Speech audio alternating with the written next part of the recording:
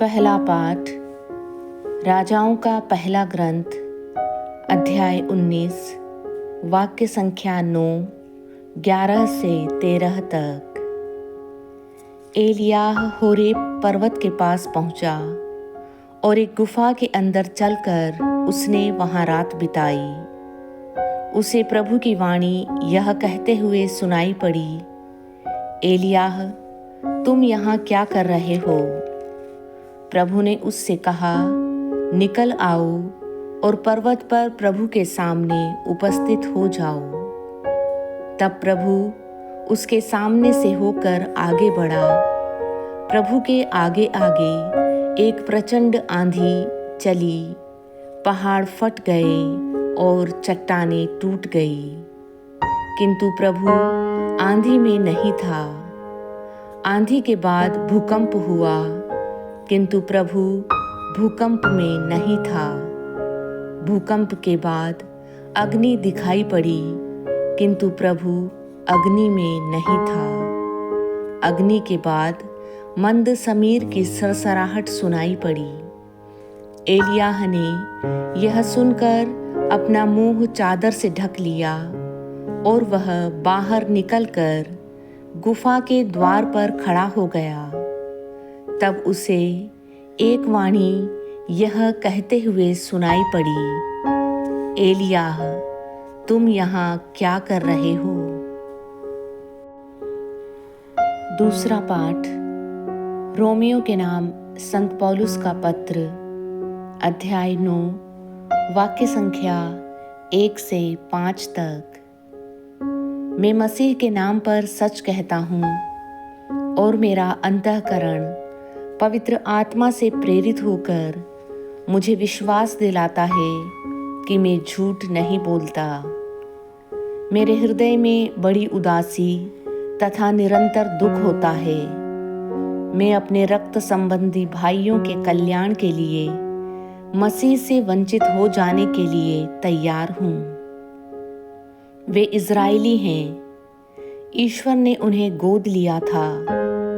उन्हें ईश्वर के सानिध्य की महिमा, विधान, संहिता, उपासना तथा प्रतिज्ञाएं मिली है। कुलपति उन्हीं के हैं और मसीह उन्हीं में उत्पन्न हुए हैं। मसीह सर्वश्रेष्ठ हैं तथा युग युगों तक परम धन्य ईश्वर हैं। आमीन।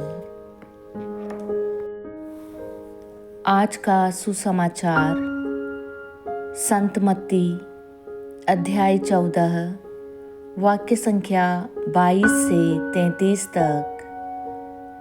इसके बाद ईसा ने अपने शिष्यों को इसके लिए बाध्य किया कि वे नाव पर चढ़कर उनसे पहले उस पार चले जाएं। इतने में वे स्वयं लोगों को विदा कर देंगे। ईसा लोगों को विदा कर एकांत में प्रार्थना करने पहाड़ी पर चढ़े।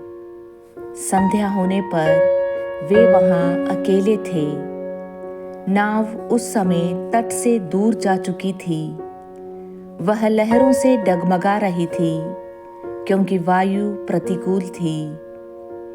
रात के चौथे पहर ईसा समुद्र पर चलते हुए शिष्यों की ओर आए।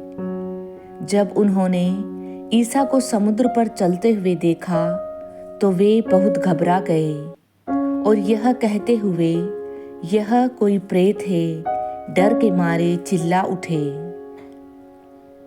ईसा ने तुरंत उनसे कहा, ढारस रखो, मैं ही हूँ, मत डरो।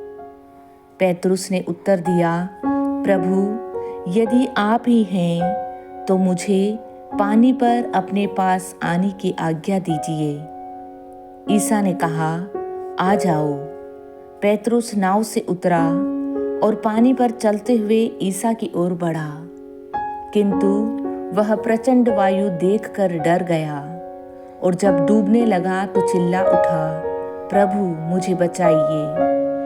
ईसा ने तुरंत हाथ बढ़ाकर उसे थाम लिया और कहा, अल्पविश्वासी, तुम्हें संदेह क्यों हुआ?